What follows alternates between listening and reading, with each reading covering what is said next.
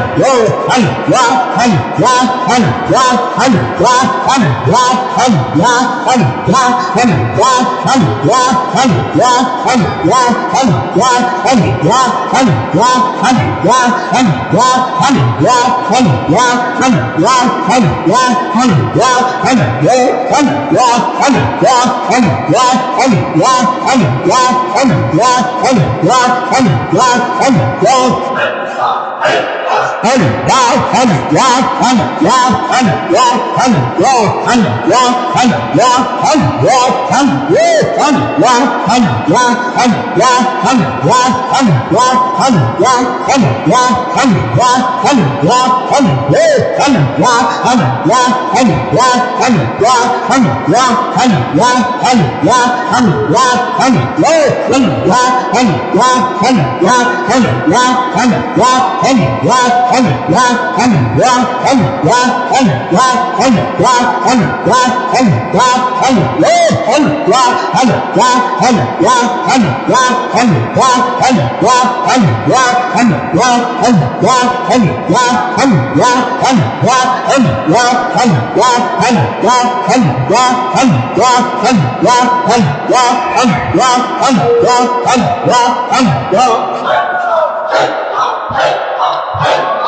اللهم آمين اللهم آمين अगर जानब नाशू नबाशद का शाशू قلب عاشق बेचारा नरसद बजाए ओ माबूद गो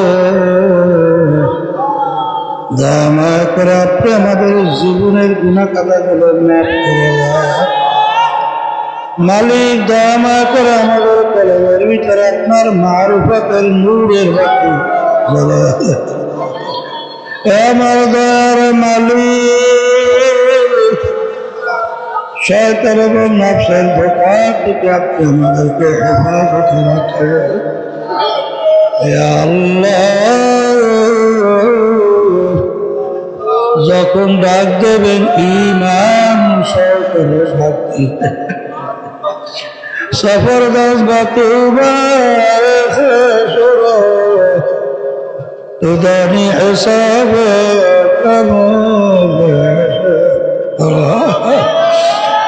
ربنا آتنا في الدنيا حسنة وفي الآخرة حسنة وقنا عذاب رب ارحمهما كما ربياني صغيرا سبحان ربك رب العزة عما يصفون وسلام على المرسلين والحمد لله رب العالمين.